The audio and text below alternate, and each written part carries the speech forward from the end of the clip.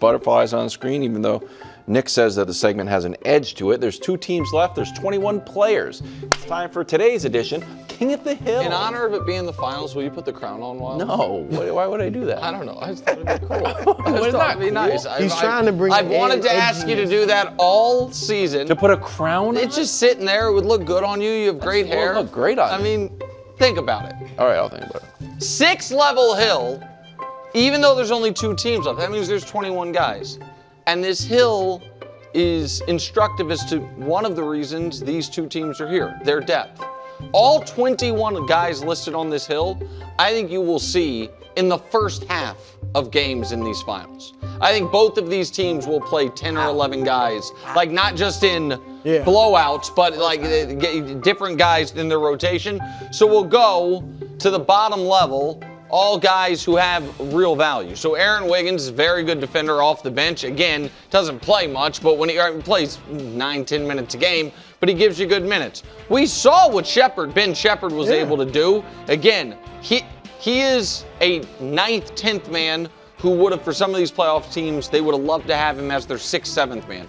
Jalen Williams, he's their 3rd big for this team, but you saw him in the regular season when their other bigs were injured. He played real minutes. Thomas Bryant, just a sniper. A guy whose only notable NBA moment his entire career was the fact that he was calling for the ball when LeBron passed Kareem on the scoring record. And it's iconic. That's the iconic photo. Them being like, it's Thomas Bryant time. Then clinched the finals appearance with 3 straight threes. Isaiah Joe and Tony Bradley round out the top 21. All right, now to the top 15. Guys who obviously going to play huge minutes.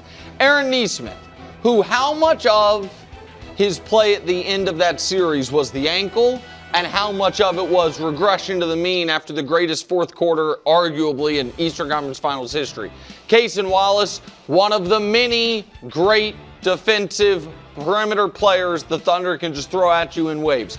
Ben Mathurin, who just had a shocking kind of turnabout within a series from a guy who was very important to the Pacers during the regular season to where Carlisle had basically iced him by early in the conference finals to being huge for them off the bench and getting to the free throw line on a per minute rate. Score. I mean, just and a little edge, too. Yeah, he got an edge for sure. A real edge. He, in round 2, had the punch. Who did he punch?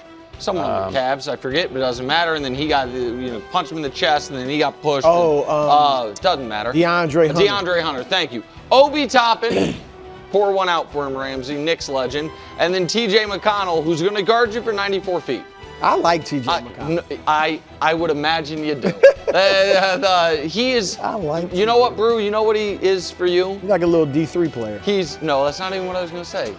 He's Jose Alvarado without the chicanery. Yes, without that's the right. hijinks. Above the board, exactly. Jose Alvarado. Jose Alvarado. But if he added that by the book, if he added that to his game, though, it would take him to another level. It would. Now to the top 10 players in the NBA Finals. Miles Turner, who, if the Pacers are going to pull off the upset,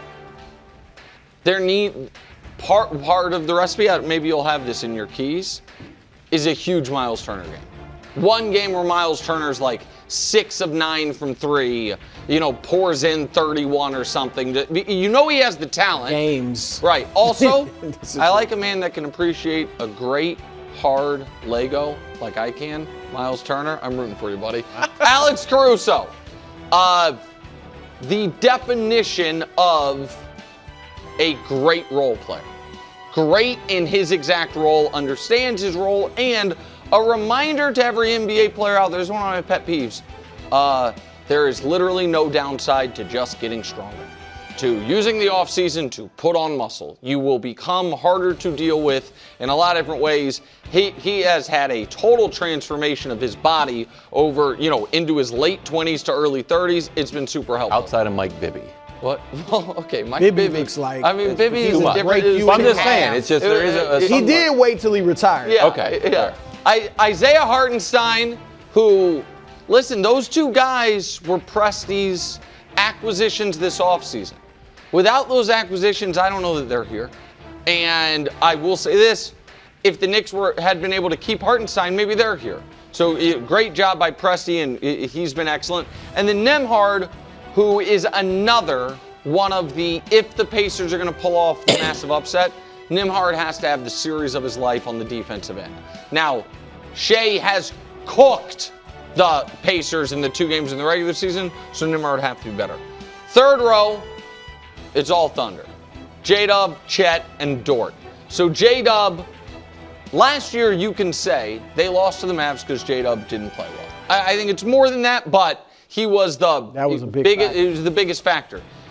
There were moments this postseason where it's like, like his J-Dub, he had one, I think it was like 3 for 14 game, but that was early.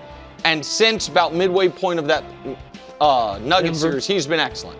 Chet, unlimited usage has been great. I have to credit where it's due. I thought he had been potentially in this postseason be a liability for them. I thought Julius Randle would try to play through his chest repeatedly. None of it happened. He's been excellent on both ends. And Dort, while he doesn't get maybe the publicity of Caruso's defense, he's doing it instead of for 20 minutes a game, for 35 or 30 minutes a game. He's going to be the guy a lot of the time guarding Halliburton and a lot of the other time guarding Siakam. He can guard anybody out there on the perimeter. He's key to them. And you can say it about Chet, right? Budding star. You would say that? Budding star. Fledgling star. Absolutely to me. Yeah. But, yeah. Yeah, maybe. Potential superstar. Oh. Budding star, potential superstar. I think superstar's too much, but we'll see. Row 2, Halliburton and Siakam. I think Halliburton's a no-brainer. I think Siakam's earned it. And I think Siakam, being one of only 2 players on this pyramid to have finals experience, the only player on this, because the other one's Caruso, the only player on this pyramid to have starting, key player, huge contributor finals experience matters. And then atop the pyramid, no shock whatsoever, the MVP of the playoffs so far, the MVP of the season, Shea Gilgeous-Alexander. Brew. Solid Hill. I am going to change, though, switch places, Aaron Nesmith and Alex Caruso. Okay. And here's why. Because I think Nesmith, now, I attribute his play in the second half of the Knicks series to the ankle.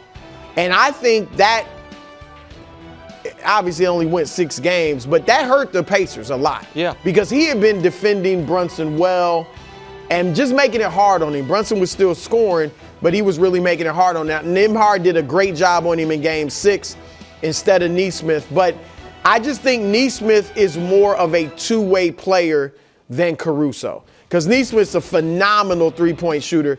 Averaged 12 points a game the last 2 years. Caruso is a career 7-point scorer. Only averaged double figures, 10 points one time in his career. So Caruso is a fantastic defender and a better defender than Nesmith. But I think Nesmith is a very good defender. And if he's healthy, that's going to be huge for them. But he's a knockdown three-point shooter. 43% from 3 this year.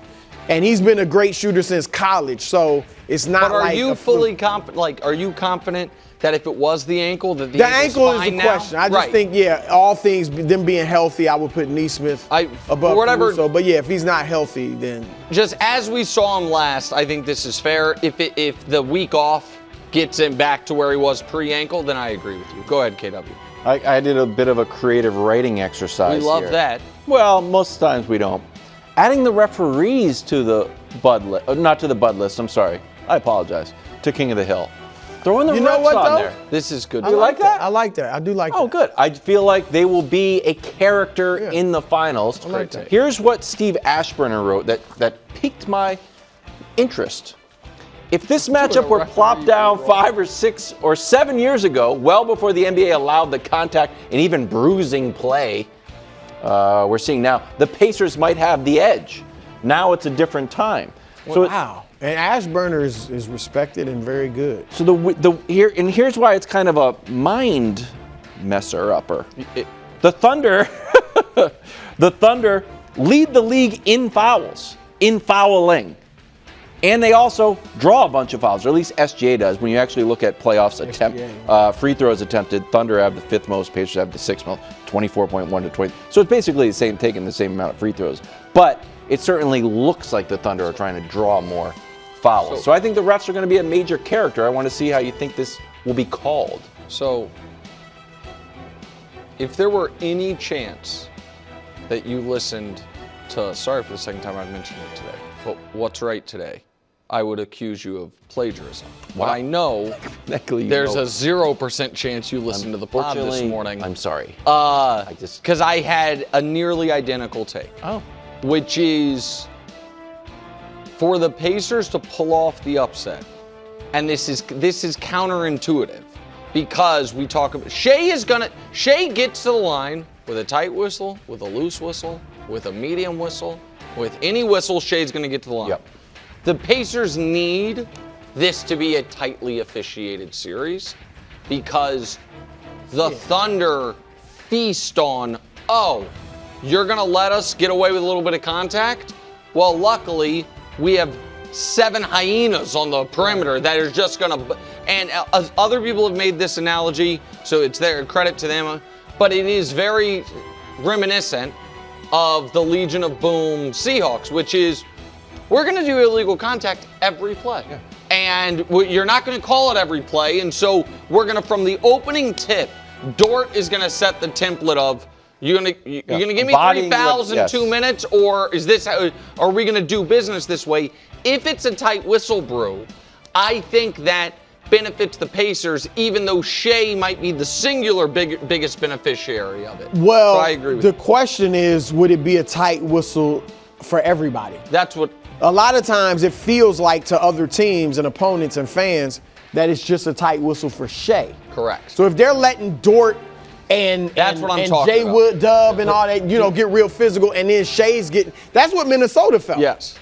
That was game 1 of the conference finals. Yeah. That is what it was. So that you breathed on Shea, it was a foul, and they could do everything. My point is, if you're calling it tight against their wing defenders, then that's great for Indiana. Huge for Indiana. Yeah. It's a good ad by me. Good ad. Yeah, good job. Thanks, guys. I appreciate that. You needed that one. Why did I need it? It had been a while since, King of the Hill, your additions. I mean, you come back. You came back strong. I appreciate that. Thanks for watching. Subscribe here to get more from the show and to check out clips from other shows on FS1.